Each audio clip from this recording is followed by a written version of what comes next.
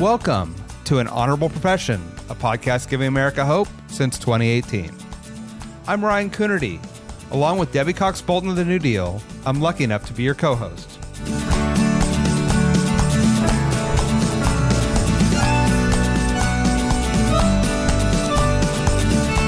An Honorable Profession is a New Deal Leaders podcast. The New Deal is an organization that supports the next generation of American leaders. From attorneys generals to state senators to mayors to school board members, these are the people that are pushing policies and politics that will respond to climate change, rebuild our economy, address racial injustice, and restore our democracy. These are incredibly talented people who have dedicated themselves to public service when their country and their communities needed it the most. Check out newdealleaders.org to see what I'm talking about. Connecticut Representative Eleni Kavros DeGraw is working tirelessly to deliver on bread and butter issues for her community. In a world where politics feels wholly driven by spectacle, it's so refreshing to hear her commitment to substance. She's reducing the cost of housing, increasing funding for food banks, helping victims of sexual assault, and families of people with disabilities. She's bringing her experience as a child of a single mom, a mother herself, a journalist and an English major, all to bear advocating for the people of her state. In a world of rancor and memes, this was just what I needed to hear this week. Hope it helps restore you as well. Enjoy. Connecticut Representative Eleni Kavros DeGraw, welcome to An Honorable Profession.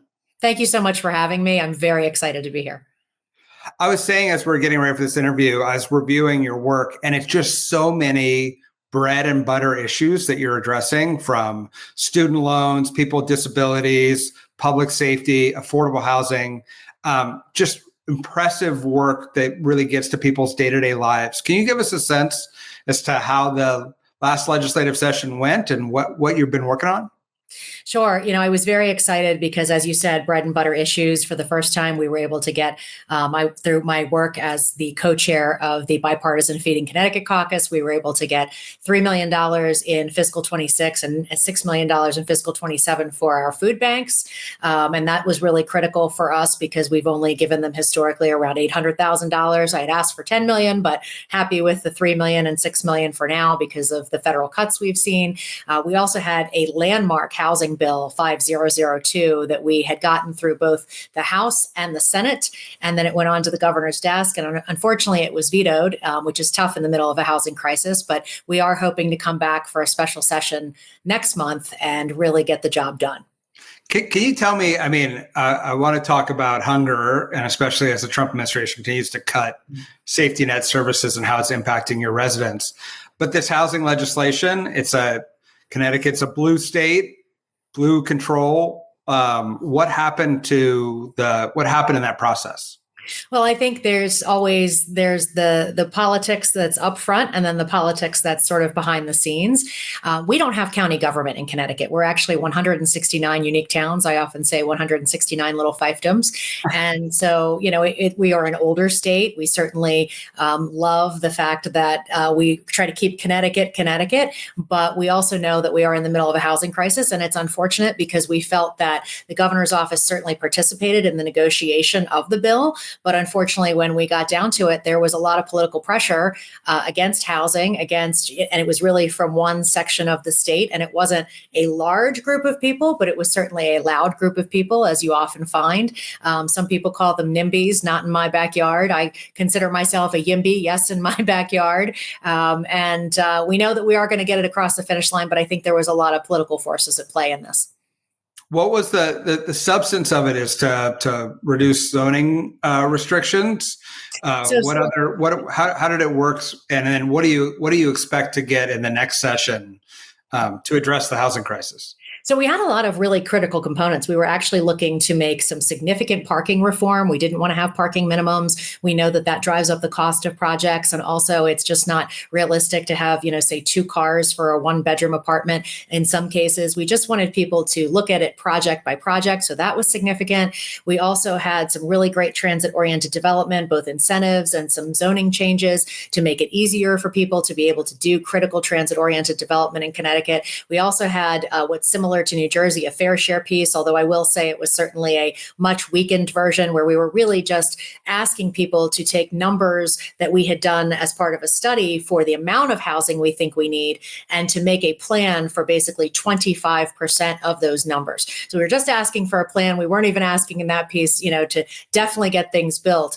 But we have had a little bit more time to look at this, through this process of the bill getting vetoed. And the hope is that we are able to hold on to the most critical portions of the bill while also actually expanding what I would call the carrots and the incentives to build. So I think that's critically important that we encourage people and give them opportunities to want to build in a way that makes sense for their communities.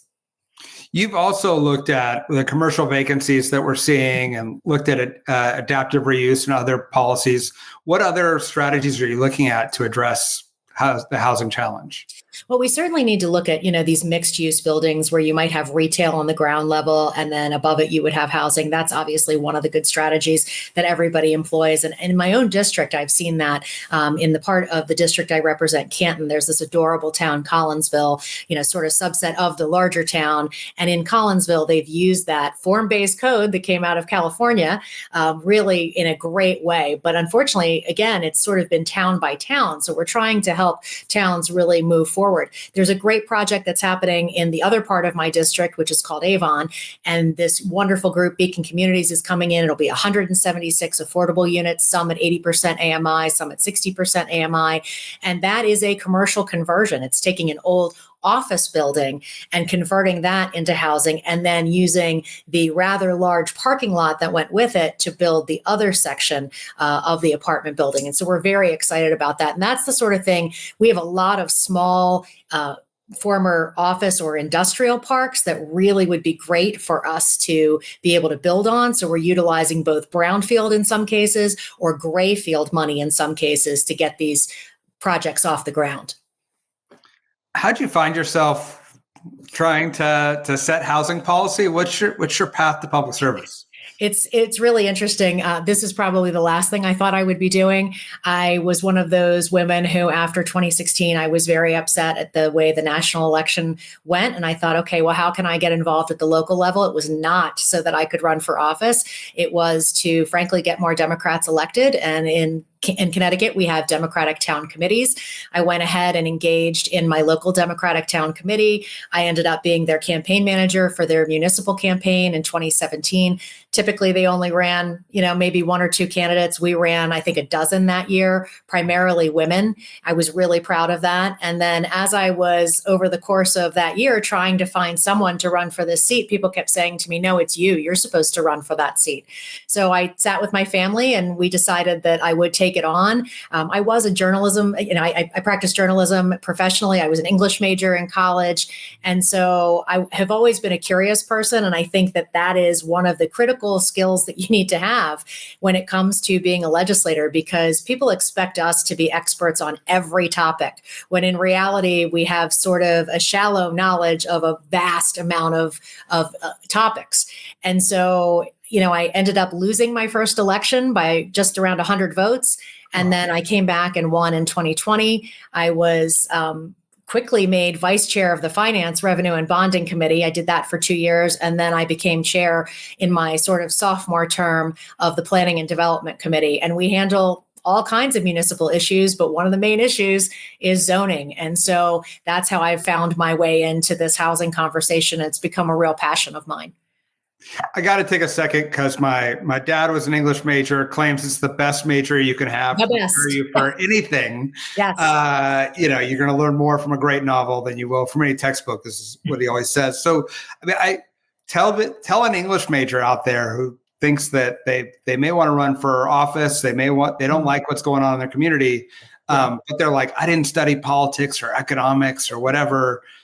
What makes English majors good at solving problems? I honestly, for me at least, I think it was the fact that, when I said I was an English major, people automatically went to, oh, so you're going to teach. That's a very different thing, just being an English major and going to teach. I mean, I really value our teachers, and certainly when they get their teaching degrees, they are being taught how to teach. That is not what an English degree gives you. But because you spend so much time writing and researching, it really does lend itself to the job that I have, because we spend a lot of time communicating with the public, which you'd be surprised how hard it is for some people to communicate effectively.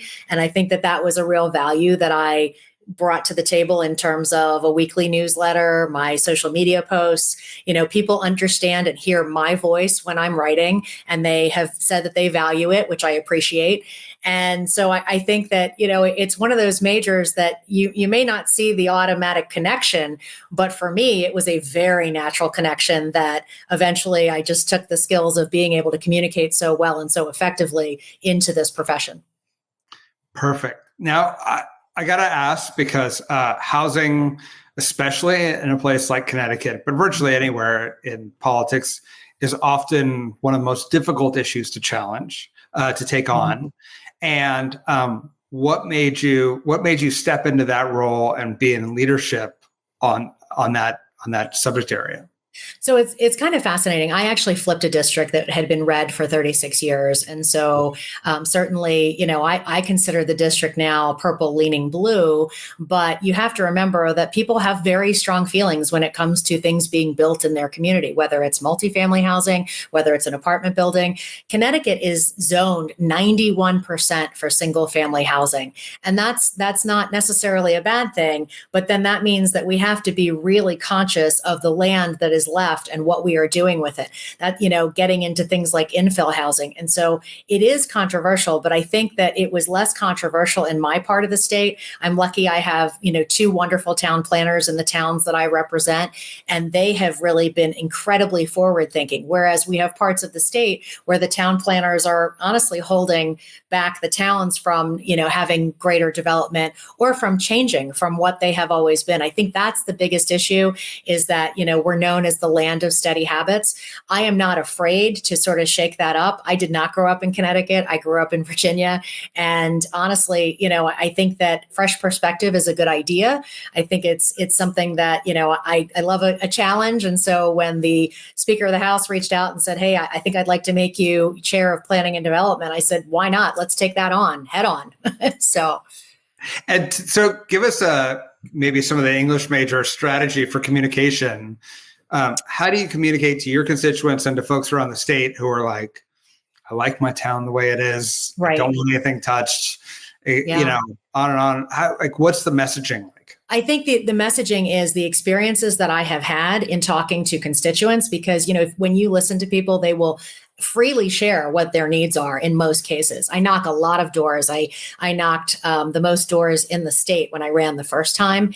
And and that was just going back over and over again. And I heard a lot from my seniors who said, we would like to get out of these homes that we're in so that maybe a new family could come in to purchase, but we want to stay in the community and we really don't have anywhere to go. They're not apartments. There's not townhouses. There's not condos that we can go into because everything is full. I heard from the parents of adults with disabilities who they felt like their child was now ready to live independently because they have IDD, but they were capable of, moving forward. And then I would hear from, young people who wanted to be able to buy a house, or their parents who want them out of their house and they would like them to be able to rent or buy a home. And so I think that the strategy is sharing those stories with people and also having the one-on-one conversations. I can remember when I first got elected, there was a woman who was very reticent and very resistant to the idea of more housing. And when we got to talking, she shared that her daughter had graduated with a nursing degree. She was able to buy a condo, but she also shared that it was the daughter's grandparents who had actually paid the down payment. And I said, that's awesome. I'm so happy that was able to happen for her. But what about all the folks that they don't have those grandparents to do that sort of thing? How do we, how can we make it so that they are able to get what your daughter now has? And by the end of the conversation, she was actually turned around on it and really thought, oh, right. So basically all these other people just want for their kids what I want for my daughter. And I think that that's where if you can use communication to bridge those gaps that we think we have, that we might not really have, that's where it's critically important in communication. I was struck researching your story, how often you use real people from your district or from the state, and then to as a launching point to solve problems for them. And can you talk about your work around the sexual assault model practice, Yes.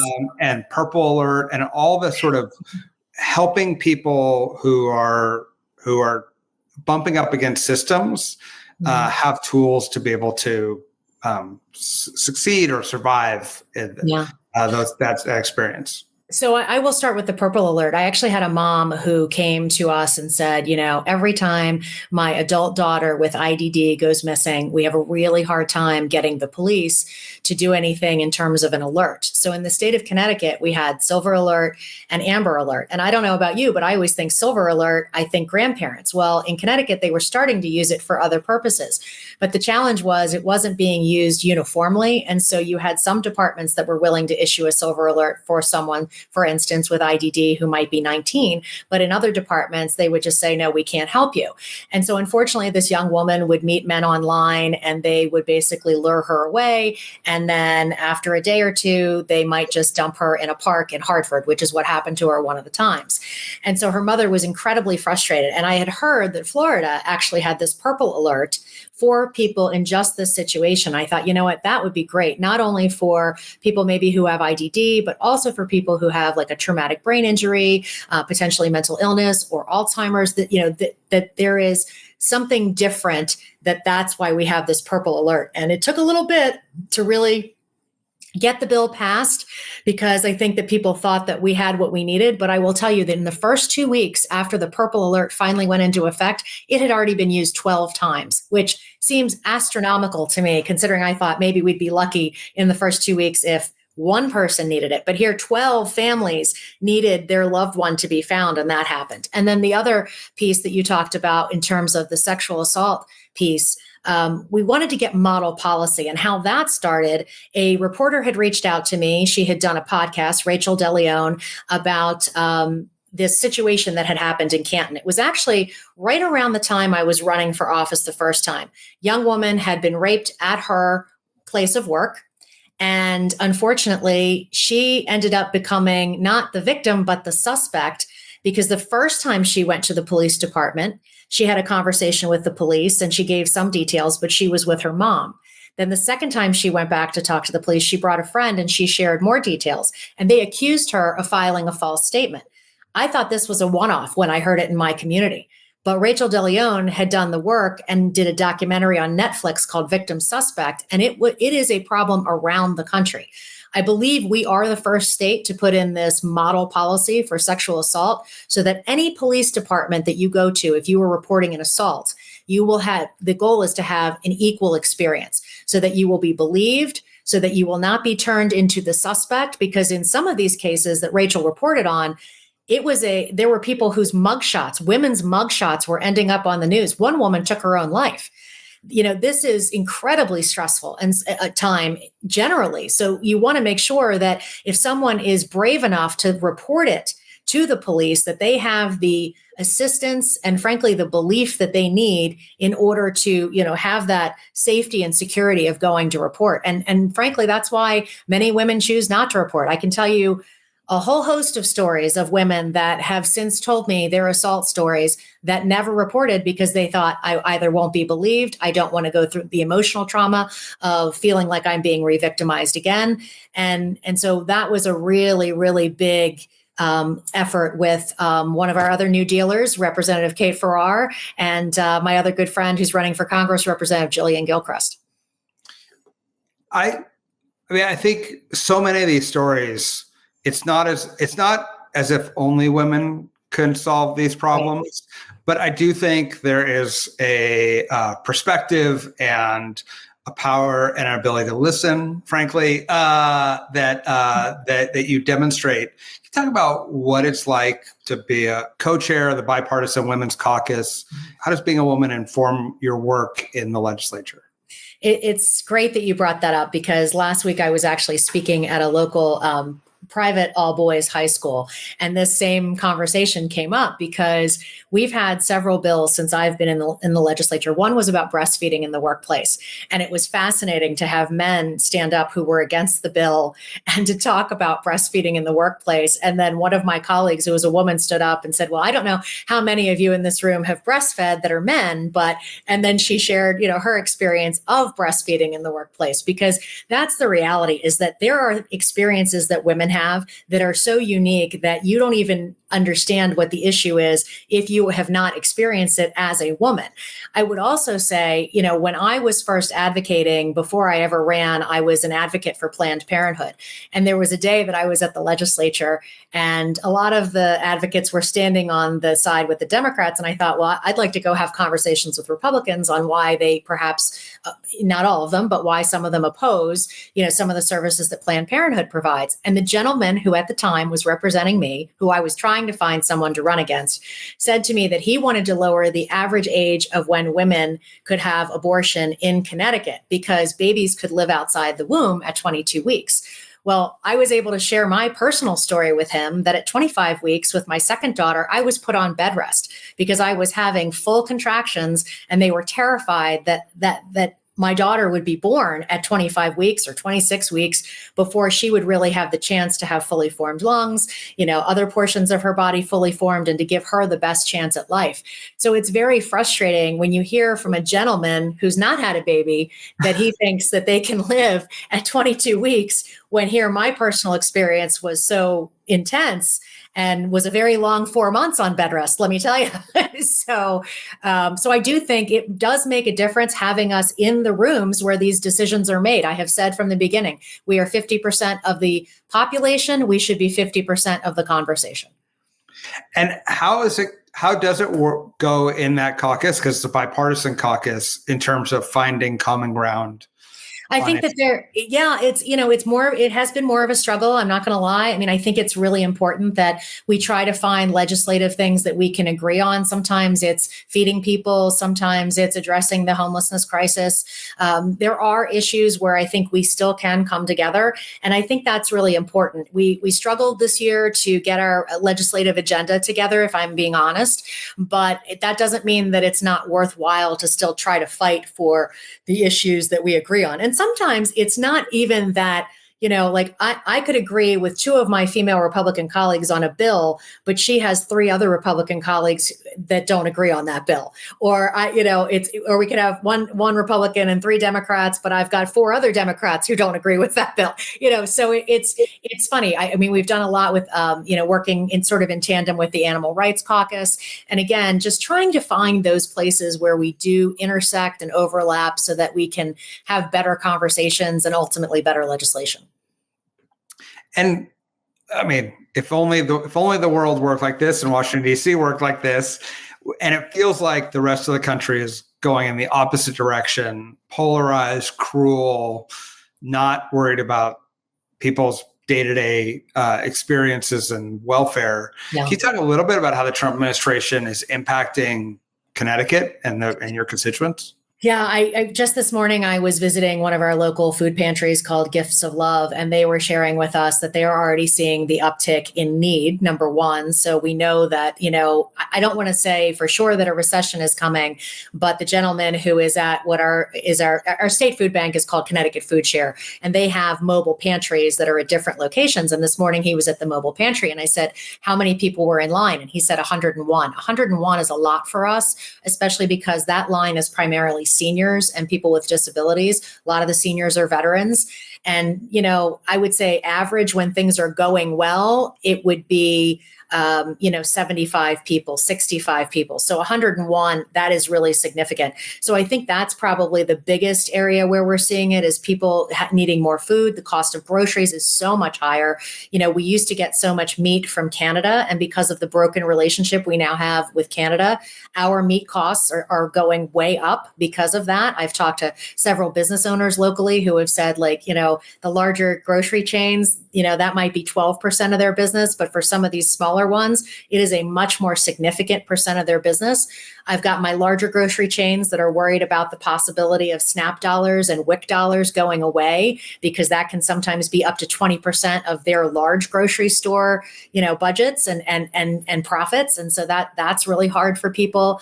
I think, the pallets of food that were canceled months and months ago that normally come from the federal government to help feed people in Connecticut. This smaller pantry that I was at today said, now we have like a $10,000 to $20,000 deficit minimum, because we're not getting as much food from the state food bank, because they're not getting the same amount of food from the federal government. That's just one example. I mean, there's money that's been cut to public schools.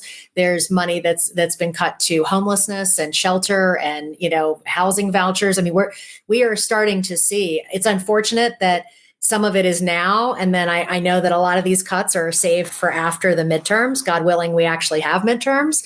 But I think that it's very frustrating to try to account for what could end up being billions of dollars of federal aid that comes back to us. And remember that those are tax dollars people pay in that then come back to us. It's not, the federal government just handing out favors here. So it's been very frustrating. And I think it's hard for people to keep track of and hard for them to understand. And what keeps you going? Because this is not an easy environment. I mean, legislating in the best of times is not easy, as you illustrated with the housing bill. Legislating in these times is extremely difficult. What keeps you motivated and keeps you in the fight? I think it's the people, because at the end of the day, I feel like the goal for me is to help as many people as possible. And listen, government cannot solve every problem. We know that, but there are very basic issues that the government is good at. And so where we can shore up, those social safety nets, especially around food and housing, I feel like they're absolutely critical. And I think about the fact, I was raised by a single mom. We lived with my grandparents because we had to, because my dad left early, and we lived with my grandparents because my mom didn't have a lot of choice for almost 8 years. But I also think about all these people out there who do not have family members, whose family members are in just as dire straits as they are.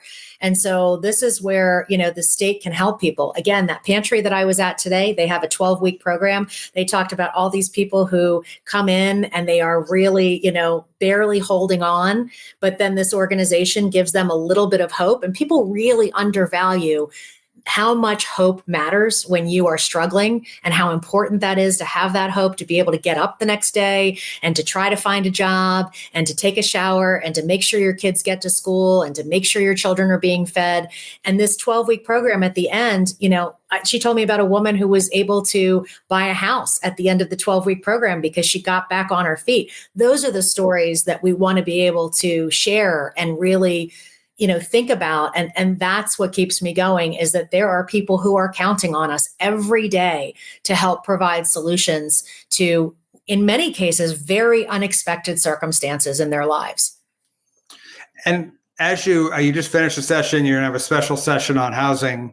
How are you thinking about your goals for the next session, and what you want to move and what you want to accomplish, especially in this national political environment?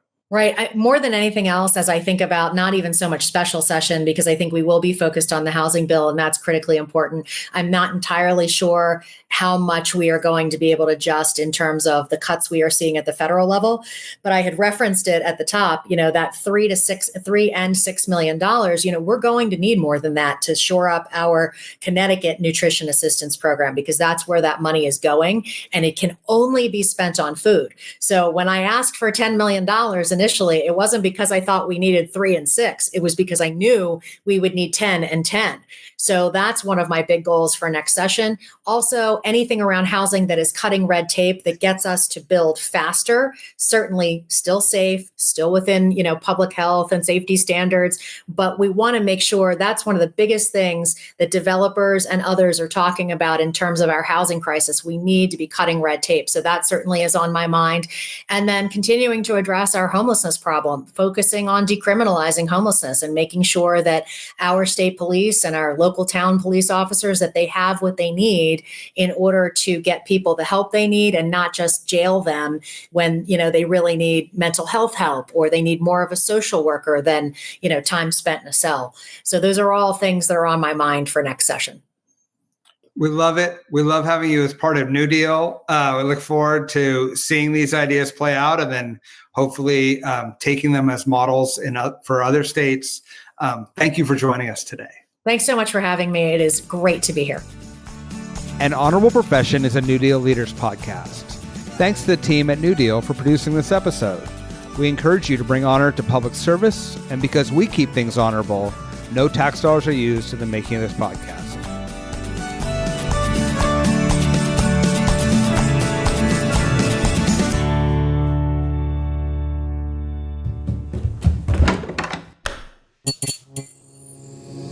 This podcast is part of the Democracy Group.